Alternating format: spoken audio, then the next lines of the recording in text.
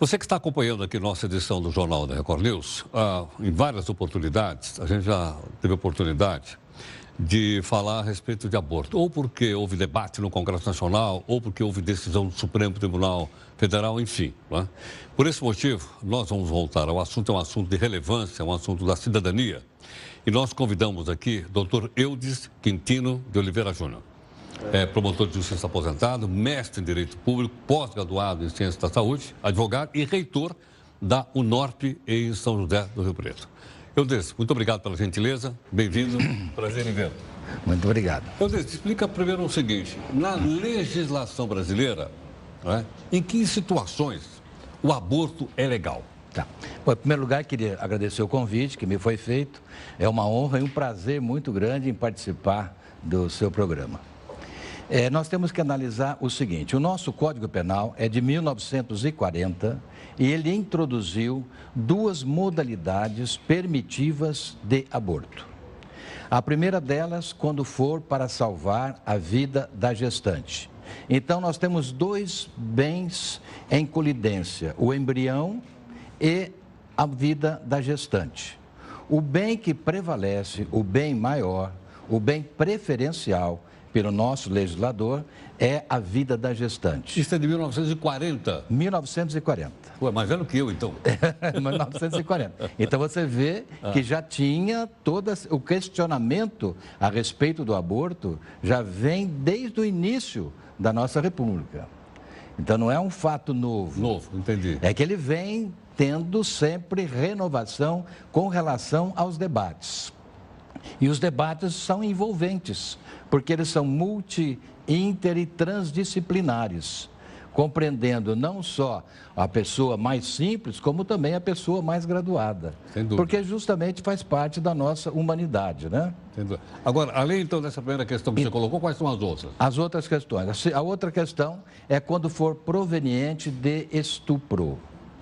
Estupro é uma relação sexual não consentida, relação essa praticada mediante grave ameaça ou violência à mulher e, em consequência, ela fica grávida. Nesse caso, a lei contempla. Nesse caso, a lei também contempla a realização e é a mulher que vai tomar a decisão. E é interessante isso, você observar. No primeiro caso, quando eu falei que é para salvar a vida da gestante, a palavra da mulher não é tão forte. De quem é a palavra forte? A palavra forte é do médico. Do médico. É ele que sabe a possibilidade e a viabilidade da mãe sobreviver. Então, é ele que vai dar a definição. Entendo. Nesta segunda hipótese, quando for proveniente de estupro, aí a palavra é da mulher. E posso até dizer que é exclusivamente da mulher. Porque o marido... Ou o pai. Ou o pai, lógico que vão concordar, né? E ela quer preservar, se for casada, ela quer preservar o companheiro dela, preservar o marido e preservar também a própria prole. Porque seria até uma situação embaraçosa nascer uma criança que não é filho do marido dela, do companheiro dela. Claro. Né? Então, nessa hipótese Agora, também... suponha que ela fosse solteira e sofreu um estupro. Tá. Ela sendo solteira, maior, sofreu estupro, ela mesma, vai decidir se ela quer fazer o aborto. Então, se ela quiser praticar o aborto, existem os hospitais credenciados para a prática da rede pública para a prática do abortamento. Para eu entender mesmo, porque eu sou leigo no assunto. E se ela for menor de idade? Se ela for menor de idade, vai depender do representante legal dela. Então, ela não tem a manifestação ainda suficiente, compreendendo que ela esteja abaixo dos 18 anos. Maior de idade, ela já é totalmente independente e também, se for incapaz, será o representante dela que vai decidir. Entendo. Eu me explico outra coisa. E a questão da má formação no feto também é contemplada na lei ou não? Isso. Então, você vê que nós estamos em 1940, não tinha ainda essa hipótese. Essa hipótese. Ela é recente? Ela é recente. É uma decisão recente do Supremo Tribunal Federal que permitiu a realização do aborto em fetos anencéfalos. Esses fetos anencéfalos são aqueles desprovidos da cavidade craniana. Quer dizer, ele tem vida intraútero. Nasceu extraútero, ele já não tem mais a viabilidade.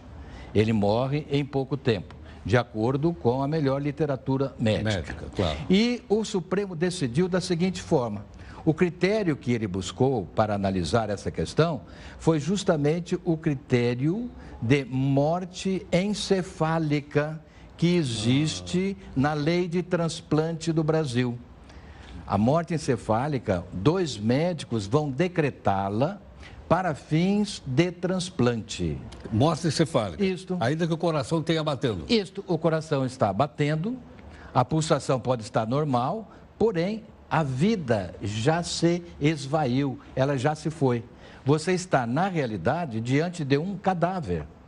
E é só a título de ilustração para você ver como que é interessante. Há poucos dias atrás, no estado do Paraná, teve uma moça com 22 anos de idade que sofreu um problema, uma doença muito grave, encefálica, foi para o hospital e ela estava grávida de gêmeos.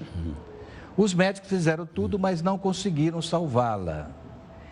Porém, em razão dos embriões, eles decretaram a morte encefálica desta paciente e deram uma sobrevida a ela, uma vida orgânica, uma vida biológica, justamente para poder dar viabilidade e condições para que esses embriões se desenvolvessem e nascessem. E foi, podemos até dizer, o próprio médico, um dos médicos responsáveis, ele falou que foi um milagre. Foi um milagre. Os 2 nasceram prematuros de 7 meses, porém com saúde suficiente. Agora, nesse caso também é o médico que diz, olha, bom, tem que ter um atestado, tem que ter um exame, Isso. provando que a criança é anencefálica. Tá assim, é isso? Isso, é o próprio médico que vai fazer uma avaliação através de exames apurados e vai demonstrar que aquele feto é anencéfalo. Sim. Quer dizer, ele não tem condições de viabilidade após o parto. Então, a mãe de posse disso, ela vai no hospital público Vai no hospital. e ela pode ser submetida a um aborto. Isto, porque não existe a lei. Isso é bom observar. Ah, não tem lei? Não tem. Não tem. Tem o quê? A decisão do Supremo Tribunal Federal. Entendo. E o Supremo já oficiou para o Senado para que elaborasse uma lei a respeito. E nós temos um anteprojeto do Código Penal que ainda não vingou. E nesse anteprojeto já tem a previsão da legalização do feto anencefálico. Eu disse, queria pedir que você ficasse mais um instantinho aqui conosco, a gente continuar conversando, tudo bem? Pois não, prazer. Olha, você está acompanhando aqui o Jornal da Record News, e você já sabe que quem está aqui conosco é o doutor Eudes Quintino de Oliveira Júnior, né, promotor de justiça aposentado, mestre em Direito, pós-doutorado em Ciências da Saúde, advogado e reitor da UNORTE em Rio Preto. E ele está conversando um pouco sobre o aborto. Eu explico o seguinte agora. No caso, por exemplo, em que momento a decisão é única e exclusiva da mulher? Olha, eu posso te dizer... Porque aí nós vamos entrar já no campo da moral e da ética, eu estou enganado. Não, mas é moral, ética, envolve, é uma decisão difícil de ser tomada. E principalmente quando recai sobre a mulher. Então, eu acredito que é única e exclusivamente dependente da mulher quando se tratar de estupro. Nos outros casos, não? No primeiro caso, como eu falei, quando é para salvar a vida da gestante, vai a avaliação médica. No caso de aborto de feto anencéfalo, eu já penso o seguinte, que há necessidade da autorização do genitor também. Do pai? Do pai. Porque, veja só, os 2 formaram um embrião e aquela antecipação do parto está sendo realizada em razão da anencefalia. Ela não tem culpa, ele também não tem culpa. Claro. Mas os 2 devem assinar um documento chamado Termo de Consentimento Livre e Esclarecido, que será entregue ao médico para que o médico possa fazer. O meu papel aqui é ser provocador. E se o pai não concorda? A mãe tem uma ideia e o pai tem outra. E o que vai acontecer? Tá. Ela não é casada, ela é solteira, moça? Vamos falar no caso, ela é casada. Tá, ela é casada. Ela é casada. O marido dela concorda. O marido concorda e ela não concorda. E aí? Ela não Ou concorda. vice-versa. Tá. Então, veja bem, há uma colidência. Há uma colidência entre o fazer e o não fazer. A lei, nesse caso, é uma faculdade, não é uma obrigatoriedade. A mulher pode levar aquela gravidez até o termo final. Mas se ela quiser, ela pode antecipar. Nem seria conveniente dizer aborto. Seria uma antecipação terapêutica do pai. Perfeito, né? Perfeito. Aí é a mulher que vai definir. Então, se o marido não quiser, no meu modo de entender, prevalece a vontade dela. Dela? Dela. E se houver, então, um conflito de opiniões, prevalece a vontade dela. Embora ele possa até recorrer à justiça. Pode? Pode. No Uruguai, no mês passado, nós tivemos um caso interessantíssimo em que um rapaz vivia em união estável com uma moça, ela ficou grávida, separaram e ele ficou sabendo que ela queria fazer o aborto. Foi conversar com ela e explicou, olha, não faço o aborto que eu fico com a criança. Mas ela não aceitou. Ele entrou com uma ação na justiça e a juíza que atendeu deu uma liminar para que ela não realizasse o aborto. E veja, no Uruguai, o aborto, ele é permitido. Em qualquer circunstância? Em qualquer circunstância. Diferente daqui? Diferente daqui. Tá. Depende única e exclusivamente da vontade da mulher. Tá, tô entendendo. Então, essa interferência judicial provocou uma celeuma muito grande na Argentina, no Uruguai, que está agora fazendo uma revisão da sua legislação. Dizendo, no caso, por exemplo, o pai, ele queria que nascesse o filho e ele iria ficar com o filho e ficar sob a responsabilidade dele. E a mãe não pôde fazer o aborto. Entendi. Interessante, hein? É interessante. São questões que estão surgindo aos poucos, mas são todas relevantes. Claro, sem dúvida. Elas são questões que tratam, assim, de situações que envolvem o homem, a mulher, a prole, e envolve a própria humanidade. Sem dúvida. Então você fica envolvido numa massa entre religião, entre sociedade, entre ética, entre costume, entre tradições. Tudo isso, né? É muito envolvente. Sim, realmente é muito envolvente. Agora, e para onde vai indo a legislação brasileira? Bom, a legislação... Tá. Certo, a legislação brasileira, eu te falei que tem um anteprojeto do Código Penal, que está em andamento. Esse anteprojeto, ele inclui duas outras hipóteses de aborto. Uma hipótese qual seria? A mulher e o marido vão numa clínica de reprodução humana assistida, colhem os esperma e óvulos, o médico forma os embriões e quando ele vai transferir os embriões, ele transfere os embriões errados. Ele transferiu o embrião errado e a pergunta que fica, e como é que faz essa mulher que não está com os seus embriões, e sim com embriões de terceiros, ela tem que levar até o final a sua gravidez, se ela não vai ter o filho dela? É uma questão de erro. É uma questão de erro. E veja, se ela tiver esse filho, na realidade, ela fez um papel de maternidade substitutiva. Aquilo que popularmente chama barriga de aluguel. Barriga de aluguel. É isso ou não? É a barriga de aluguel, de terceira pessoa. E o que ela faz? Ela vai pegar esse filho e entregar para a mulher.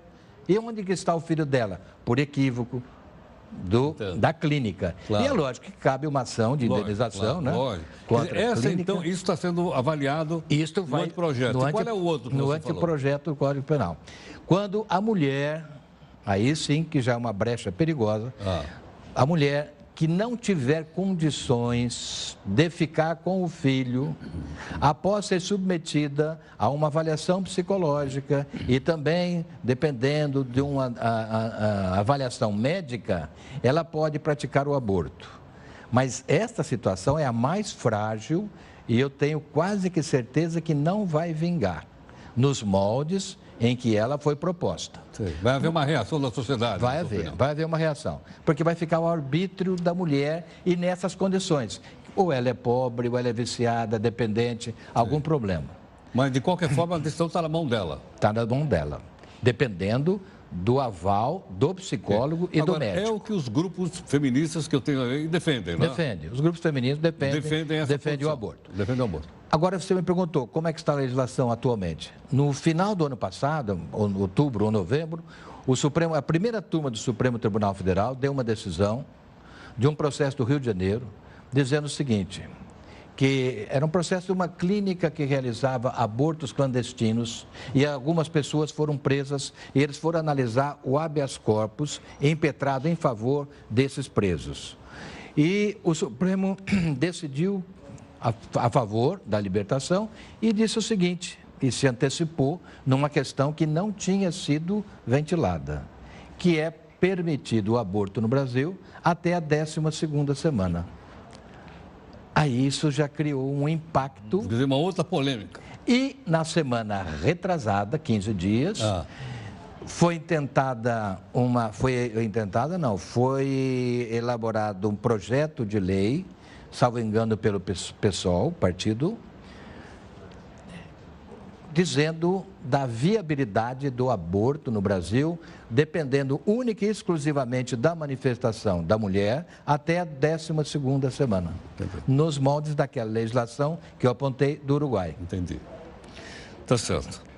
Eudes, muito obrigado pela sua gentileza, obrigado pela aula. Que é isso. Tenho certeza que as pessoas adoraram. Eu que agradeço. É um prazer muito grande estar no seu programa e sua companhia. Muito obrigado. Bom, com a presença então do nosso convidado, doutor Eudes Quintino de Oliveira, tenho certeza, né, que as coisas ficaram bastante claras, bastante didáticas, fui capaz de entender facilmente. Né? Ele se esforçou para explicar de uma maneira que eu possa entender, eu tenho certeza que você também, de um assunto, acima de tudo, polêmico, mas que tem que ser tratado de uma maneira racional, né? Respeitado, obviamente, a opinião de todos, a religião de todos, a tradição de todos, mas de uma maneira racional para que a gente possa entender. Entendendo o que acontece, a gente forma opinião a respeito do assunto.